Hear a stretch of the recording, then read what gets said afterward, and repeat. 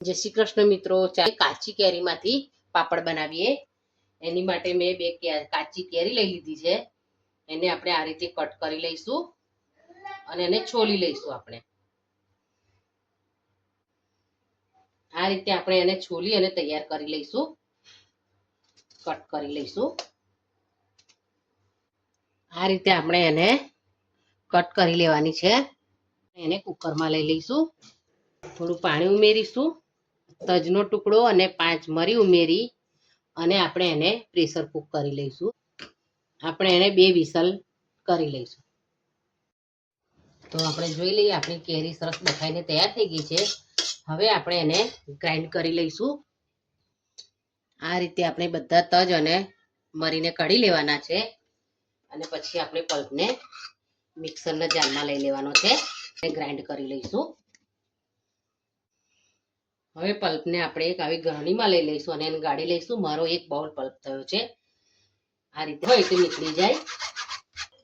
જે બાઉલ આપણો પલ્પ હતો, જે બાઉલ ભરીને એની અડધી બાઉલ આપણે ખાંડ ઉમેરીશું અને મિક્સ કરી લઈશું બરાબર. આમ પાપડ બનાવવા માટે હંમેશા સ્ટીલની કઢાઈનો જ ઉપયોગ કરવો. નોનસ્ટિક કે લોખંડનું કઢાઈ લેવું નહીં, કે એલ્યુમિનિયમનું પણ નહીં લેવું. તો સ્ટીલની કઢાઈમાં જ આપણે બનાવવાનો આગ્રહ રાખીશું. આપણે મિક્સ કરી લીધું છે. હવે આપણે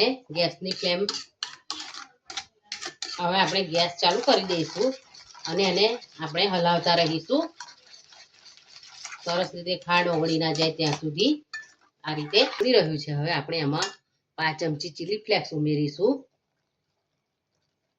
અડધી ચમચી સંચળ પાવડર ઉમેરીશું અને સ્વાદ મુજબ મીઠું ઉમેરીશું.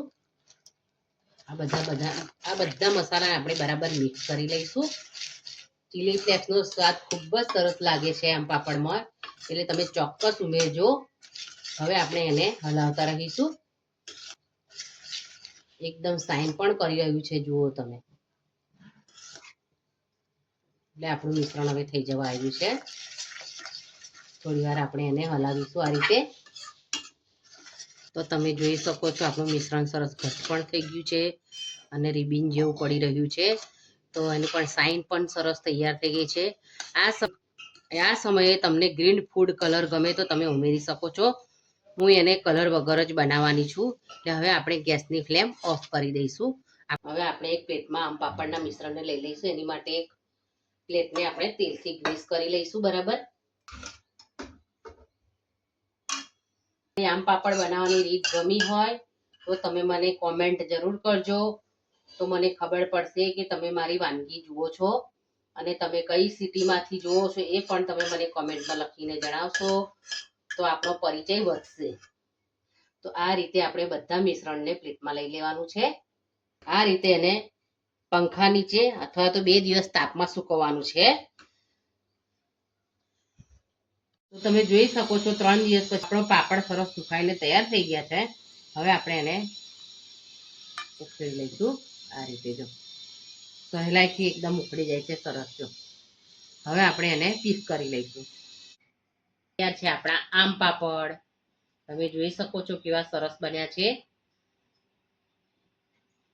એકદમ સોફ્ટ છે. જો એક વખત તમે મારી રીતે ચોક્કસ બનાવજો અને એન્જોય કરજો.